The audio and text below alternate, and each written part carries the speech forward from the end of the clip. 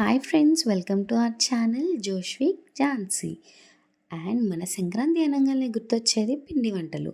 So దానిలో భాగంగా ఈరోజు మనం అరిసెలు చేసుకుందాం. మన రెసిపీ వచ్చేసి అరిసెలు. సో ఇంగ్రీడియంట్స్ చూసేద్దాం రండి. 1 కేజీ బియ్యం పిండి, 3/4 కిలో బెల్లం, 8 ఇలాచి and 1 KG oil. So first stove on చేసుకొని ఒక కడాయి పెట్టుకొని మన 3/4 కేజీ బెల్లంని దాంట్లో వేసి ఓన్లీ 1 గ్లాస్ వాటర్ యాడ్ చేద్దాం. ఎక్కువ వాటర్ వేయకూడదు. One glass water 1 glass water వేసేసి మెల్లగా దాన్ని తిప్పుతూ ఉండాలి. అంటే మంచిగా పాకం అయ్యేలాగా. కొంచెం లిక్విడ్ లాగా మారిన తర్వాత దాన్ని మంచిగా వడపెట్టుకోవాలి. ఎందుకంటే బెల్లంలో ఏమన్నా ఉంటే వచ్చేస్తుంది. సో దాని తర్వాత ఇలాచీ కూడా యాడ్ చేసేసుకున్నాం. సో తర్వాత పాకం అయిందా లేదా అని ఇలా వాటర్ వేసుకొని చూడాలి. సో ఇంకా పాకం అవ్వలేదన్నమాట. వాటర్లో ఆ కన్సిస్టెన్సీ వేసినప్పుడు గట్టిగా రావాలి. సో మళ్ళీ చూద్దాం నెక్స్ట్ టైం ఒక 5 మినిట్స్ ఆగి.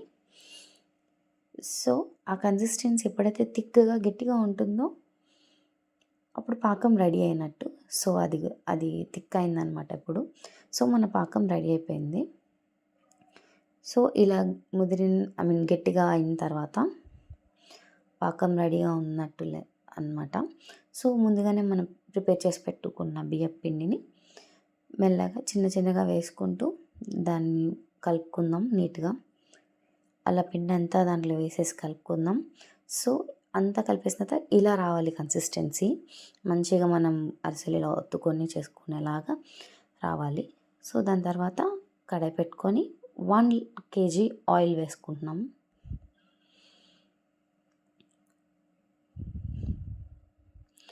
సో ఇలా ఆయిల్ హీట్ అవ్వగానే మనం ముందుగానే ప్రిపేర్ చేసి పెట్టుకున్న దాన్ని చిన్నగా కొంచెం కొంచెం ప్లేట్లో తీసుకొని చేసుకోవాలి. ఎందుకంటే పిండి ఆరిపోతుంది. ఆరిపోతే అరిసెలు చేయడానికి అవ్వదు కాబట్టి. సో అలా ప్లేట్లో తీసుకున్న దాన్ని ఆయిల్ తీసుకొని ఫింగర్స్కి చేసుకొని అలా మంచిగా రౌండ్గా చేసుకొని ప్రెస్ చేసుకుంటే నీట్గా హ్యాండ్కి అంటుకోకుండా మంచిగా వస్తాయి.